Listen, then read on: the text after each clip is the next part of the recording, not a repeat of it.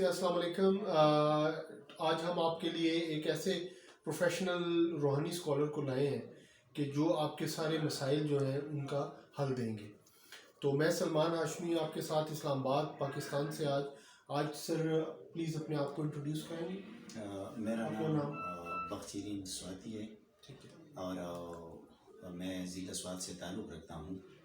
تو میں 4 time M اے ہوں. ٹھیک ہے. اور بیچلر آف لا بھی میں نے کیا ہے. اور یہ اسلامی علوم اور عملیات پہ میرا پورا عبور ہے. اچھا، یہ جو اسکالر ہیں روحانی ماشاءاللہ یہ بہت ایجوکیٹڈ ہیں.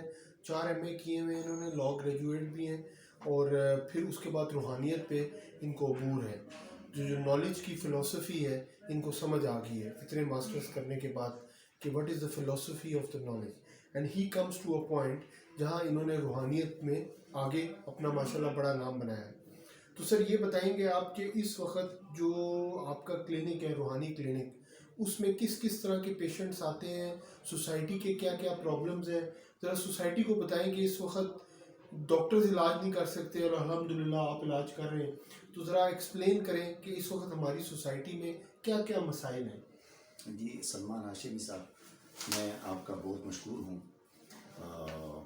کہ آپ نے مجھے ادھر بلایا انٹرویو کے لیے، اور تاکہ میری اس انٹرویو اور اسپریچولیزم پر بریفنگ سے لوگوں کو آگاہی مل سکے اور لوگوں میں اویئرنیس پیدا ہو.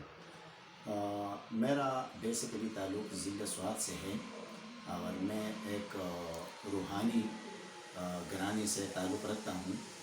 اور جہاں تک ان امراض کا تعلق ہے جس پہ میں روحانی بنیادوں پہ اسپریچول بیسس پہ کام کر رہا ہوں کئی سالوں سے، تو اس پہ میں نے بہت زیادہ ریسرچ کیا ہے قرآن اور سنت کی روشنی سے.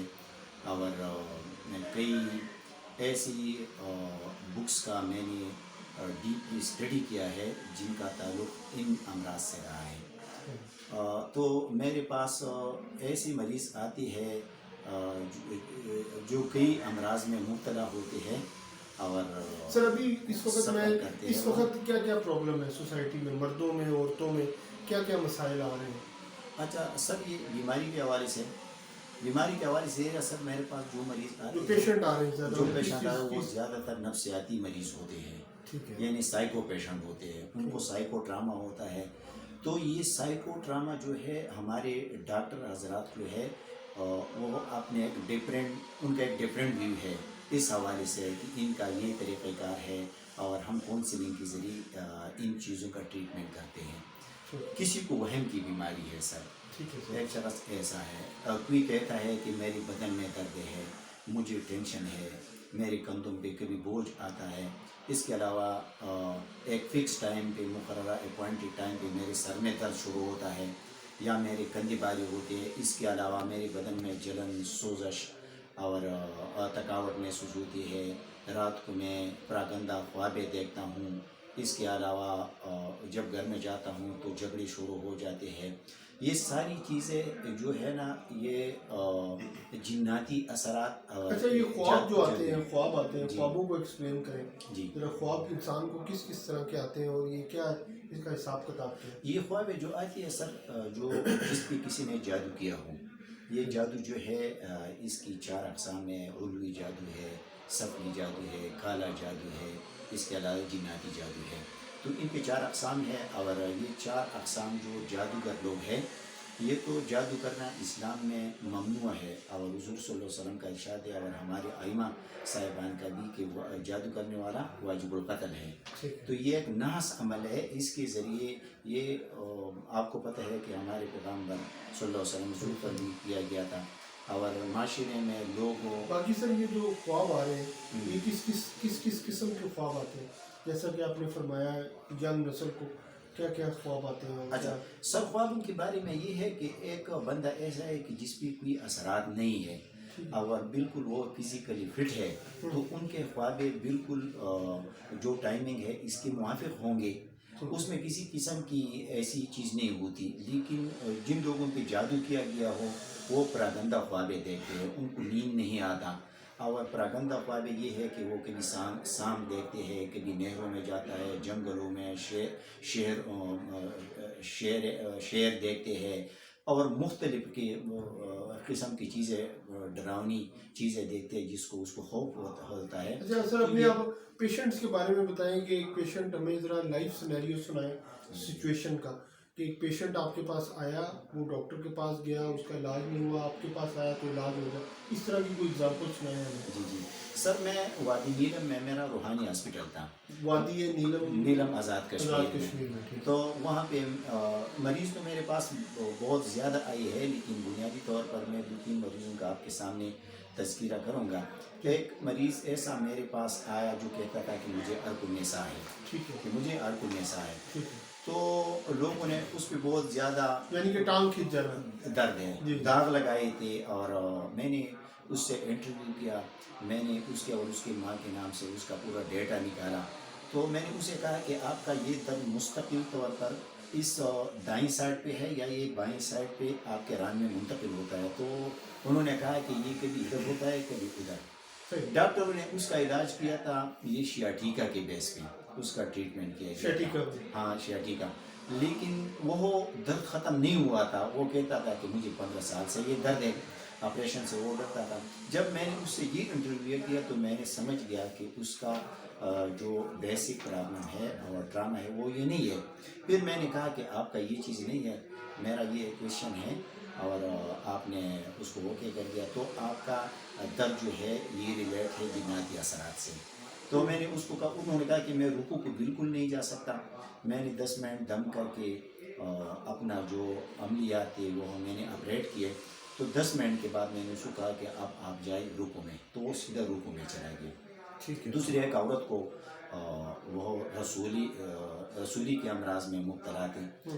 تو اس کے لیے میں نے دم بھی کیا، اس پہ جادو اور جناتی اثرات بھی تھے جو اس کے بدن میں پھیل رہے تھے. یعنی جہاں تک میرا ریسرچ ہے اور تجزیہ ہے اور میں نے انالائز کیا ہے تو تقریباً 98% بیماریاں جو ہے وہ ان چیزوں کی وجہ سے. باقی سر یہ بتائیں کہ یہ جو ہماری سوسائٹی کے اندر کاروبار کے اندر پرابلمز آ رہی ہیں، لوگ ایک دوسرے کے ساتھ فراڈ کر رہے ہیں، ٹھیک ہے، اس کے بارے میں آپ کیا کہتے ہیں کہ یہ کیا نفسیاتی بیماری ہے یا کیا؟ اصل میں چیز بات یہ ہے کہ کوئی امیر ہے وہ بھی غریب بندے کے ساتھ فراڈ کر رہا ہے. ہاں، جو غریب ہے وہ اپنے سے بھی نیچے والے بندے کے ساتھ فراڈ کر رہا ہے. کوئی بھی آنیسٹ نہیں ہے، مطلب سیدھی بات نہیں کر رہا. یار یہ میرا ہے، یہ سیدھی بات کیوں نہیں کر رہی ہمارے کو؟ اصل میں ہاشمی صاحب بات یہ ہے نا کہ بحیثیت میں مسلمان ہمارا یہ فرض بنتا ہے کہ ہماری دل کے اندر خوف خدا ہو، فیئر آف گاڈ. تو اگر ہم نے آگے جانا ہے اور اپنے رب سے ملنا ہے تو ہمیں اس دنیا میں فیئر طریقے سے اپنا ڈیلنگ کرنا چاہیے کہ جو بھی ٹرانزیکشن ہو. لیکن اگر کسی کا کاروبار ایسا ہے کہ اس کو بندش ہے اور دوسرے کی نظر میں وہ ہے تو اس کے 2-3 اثرات ہیں. ایک تو جادو کی وجہ سے اس کے کاروبار پہ بندش لگایا جاتا ہے. دوسرا جو نظر بد ہے وہ حق حضور صلی اللہ علیہ وسلم کا ارشاد ہے کہ نظر بد جو ہے یہ حق ہے، اور یہ ایک موٹے فرب اون کو جب نظر لگ جائے تو اس کو ہانڈی تک پہنچا دیتا ہے. تو ان چیزوں کی وجہ سے، اثرات کی وجہ سے. دوسرا ہمارے ملک کے بارے میں آپ کیا بتاتے ہیں؟ ابھی سیاست کیونکہ سچویشن چینج ہو رہی ہے، لوگ مہنگائی سے بڑے تنگ ہیں، تو ایز اے روحانی اسکالر آپ کیا دیکھ رہے ہیں؟ آگے فیوچر کیا دیکھ رہے ہیں؟ اصل میں بات یہ ہے سر کہ ان چیزوں میں ہمارے عمل کا جو انٹرفیئرنس ہے وہ بہت زیادہ ہے. اور وہ یہ ہے کہ جو فیصلے ہم کرتے ہیں ادھر، اس کے اثرات جو ہے براہ راست آسمانوں سے آتے ہیں. یعنی جو فیصلے ہم ادھر کرتے ہیں ان کے اثرات براہ راست وہاں سے آتے ہیں. تو یہ ہمارے اعمال کا نتیجہ ہے. تو ہمیں عمران خان اور جو انکمبینٹ جو ہماری گورنمنٹ ہو اس سے ہمیں کیا شکایت کرنا چاہیے کہ حالات ایسا ہے. تو یہ ہمارے بیسروں پہ منحصر ہے. حضور صلی اللہ علیہ وسلم کا ارشاد ہے کہ اعمالکم اموالکم، تمہارے اعمال جو ہے وہ تم پہ حکمران ہے. اچھا اچھا اچھا، تو یہ چیز ہے. کیا دوسرا سر، باقی میں وہ اسٹڈی کر رہا تھا کہ انٹیلیجنس جو ہے وہ کنٹرول بائی ہارمونز ہے، اس کو ہائی جیک کر لیتا ہے ہارمونز. इंसान के जो हार्मोन्स हैं। तो ये आप इंसान की इंटेलिजेंस लेवल जो है वो बढ़ाने के लिए कोई यंग बच्चों के लिए क्या मशवरा देंगे? जो बच्चे पढ़ रहे हैं, ठीक है, उनका ज़हनी लेवल किस तरह इंक्रीज़ हो, हमारी सोसाइटी का ज़हनी लेवल कैसे इंक्रीज़ हो? हाशिमी साहब, ये आपने बहुत अच्छी बात की। असल में हमारा जंग जो है एक ऐसी आन सीन क्रिएचर से है जिनको हम इवल स्पिरिट कहते जी हैं। इन चीज़ों का हम पे बहुत ज़्यादा असरात होते हैं जो हमें नज़र नहीं आती, और हमें चाहिए, मैं ये मशवरा देता हूँ कि आप अपने बच्चों को इस्लामी तालीमात की तरफ ज़्यादा राग़िब करें।